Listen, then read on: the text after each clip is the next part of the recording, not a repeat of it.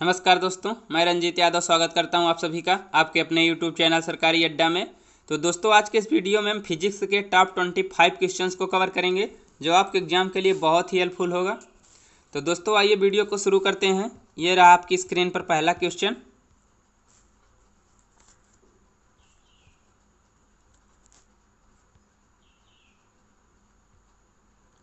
पहला क्वेश्चन है दोस्तों, हिमपात होता है। हिमपात क्या होता है दोस्तों?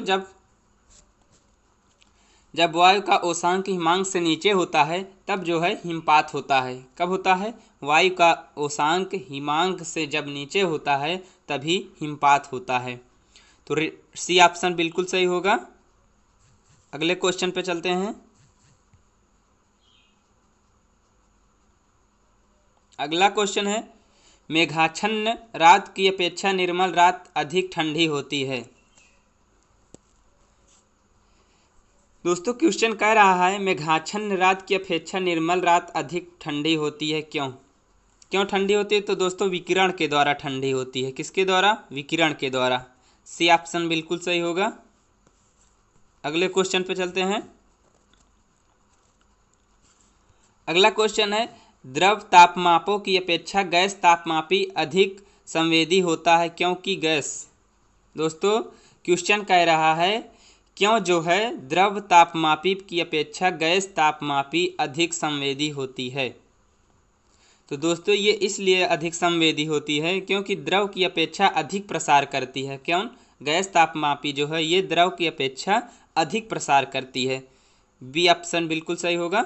अगले क्वेश्चन पे चलते हैं। अगला क्वेश्चन है, पानी के किसी द्रव्यमान को 0 डिग्री सेल्सियस से 10 डिग्री सेल्सियस तक गर्म करने से उसके आयतन में क्या परिवर्तन होगा। तो दोस्तों, अगर पानी के किसी द्रव्यमान को 0 डिग्री सेल्सियस से 10 डिग्री सेल्सियस तक गर्म किया जाता है तो उसके आयतन में क्या परिवर्तन होता है? तो घटने के बाद वृद्धि होने लगती है। उसका जो आयतन होता है दोस्तों, वो घटने के बाद वृद्धि होने लगती है। डी ऑप्शन बिल्कुल सही। अगले क्वेश्चन पे चलते हैं। अगला क्वेश्चन है, स्लिंग साइक्रोमीटर से क्या मापा जाता है। दोस्तों स्लिंग साइक्रोमीटर से क्या मापा जाता है? तो इससे आर्द्रता मापी जाती है। क्या आर्द्रता मापी जाती है? किससे? स्लिंग साइक्रोमीटर से। बी ऑप्शन बिल्कुल सही। अगले क्वेश्चन पे चलते हैं। अगला क्वेश्चन है, निम्नलिखित में से सर्वोत्तम ऊष्मा सुचालक है। दोस्तों, क्वेश्चन कह रहा है सबसे ज़्यादा ऊष्मा सुचालक किस में होता है? तो पारद जो होता है इसमें सबसे ज़्यादा ऊष्मा सुचालक होता है। बी ऑप्शन बिल्कुल सही। अगले क्वेश्चन पे चलते हैं। अगला क्वेश्चन है, ऑटोमोबाइल यानी कि मोटर कारों में हाइड्रोलिक ब्रेकों के कार्यकरण यानी कि वर्किंग पर निम्नलिखित में से कौन सा सिद्धांत या नियम लागू होता है। तो दोस्तों, बताना है हाइड्रोलिक का नियम कौन सा होता है। तो दोस्तों, जो हाइड्रोलिक का नियम है वो पास्कल का नियम हाइड्रोलिक का नियम कहलाता है। कौन सा? पास्कल का नियम। सी ऑप्शन बिल्कुल सही। अगले क्वेश्चन पे चलते हैं। अगला क्वेश्चन है, पर्वतों पर आच्छादित हिम सूर्य की गर्मी द्वारा एक साथ नहीं पिघलने का कारण क्या है। तो दोस्तों, इसका पिघलने का कारण क्या है? तो इसका पिघलने का कारण न पिघलने का कारण यही है कि इसमें संगलन की गुप्त ऊष्मा उच्च होती है। डी ऑप्शन बिल्कुल सही। अगले क्वेश्चन पे चलते हैं।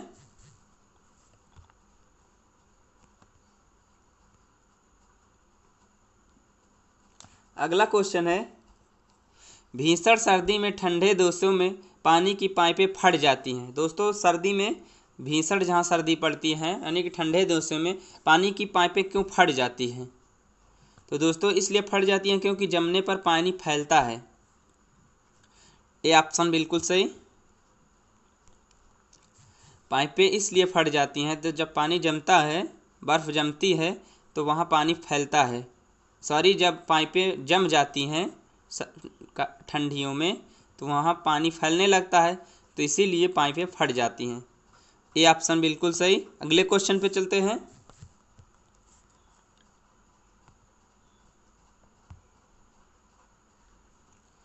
अगला क्वेश्चन है 10th नंबर, कर्का में होता है, यानी कि दोस्तों कर्का किस में होता है? तो दोस्तों जो कर्का होता है ये हमारा बर्फ के जत्थे संक्रेदित परत सहित कर्का में होता है। किसमें? कर्का में, बर्फ के जत्थे में जो संक्रेदित परत रहित होती हैं उसे हमारा कर्का होता है। डी ऑप्शन बिल्कुल सही। अगले क्वेश्चन पे चलते हैं। अगला क्वेश्चन है दोस्तों, क्रायोजेनिक किससे संबंधित विज्ञान है? तो दोस्तों क्रायोजेनिक जो है ये किससे संबंधित विज्ञान है? तो ये हमारे निम्न तापमान से संबंधित विज्ञान है। किससे? निम्न तापमान से। बी ऑप्शन बिल्कुल सही। अगले क्वेश्चन पे चलते हैं। अगला क्वेश्चन है, बहुत उच्च तापमान को मापने के लिए हम प्रयोग करते हैं। तो दोस्तों बहुत ज़्यादा उच्च तापमान मापने के लिए हम लोग ताप विद्युत उत्तम मापी का प्रयोग करते हैं। किसका? ताप विद्युत मापी का। सी ऑप्शन बिल्कुल सही। अगले क्वेश्चन पे चलते हैं। अगला क्वेश्चन है,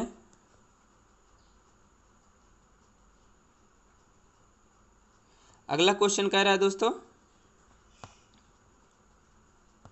क्वेश्चन कह रहा है शीतकाल में एक मोटी कमीज की अपेक्षा दो पतली कमीज हमें अधिक गर्म क्यों रख सकती हैं? दोस्तों शीतकाल में एक मोटी कमीज की अपेक्षा दो पतली कमीजें हमें क्यों अधिक गर्म रख सकती हैं? तो इसलिए गर्म रख सकती हैं क्योंकि दो कमीजों के बीच वायु की परत रोधी माध्यम के रूप में काम करती हैं। जो दोस्तों दो कमीजों के बीच वायु होती है वो परत रोधी माध्यम के रूप में कार्य करती है। सी ऑप्शन बिल्कुल सही होगा। कौन सा? C option. अगले क्वेश्चन पे चलते हैं। अगला क्वेश्चन है, निम्नलिखित में से प्रकाश का रंग किससे संबंधित है? तो दोस्तों प्रकाश का रंग जो है ये किससे संबंधित है? तो ये आवृत्ति से संबंधित है। बी ऑप्शन बिल्कुल सही। अगले क्वेश्चन पे चलते हैं। अगला क्वेश्चन है, एक सन्निहित चक्रिका दत्त सामग्री भंडारण कौन सी प्रणाली है? दोस्तों एक सन्निहित चक्रिका जो है ये कौन सी प्रणाली है? तो ये प्रकाशीय प्रणाली है। कौन सी? प्रकाशीय प्रणाली। बी ऑप्शन बिल्कुल सही। अगले क्वेश्चन पे चलते हैं। अगला क्वेश्चन है, किसी मनुष्य के लिए स्वच्छ हवा की कितनी मात्रा आवश्यक है? तो दोस्तों किसी मनुष्य के लिए जो स्वच्छ हवा की आवश्यकता होती है वो 1000 घनफुट वायु प्रत्येक 10 सेकंड में चाहिए उसको। यानी कि 1000 घनफुट जो वायु है, 1000 घनफुट वायु उसको 10 सेकंड में चाहिए। डी ऑप्शन बिल्कुल सही। अगले क्वेश्चन पे चलते हैं। अगला क्वेश्चन है, प्रिज्म में प्रकाश के विभिन्न रंगों का विभाजन होता है।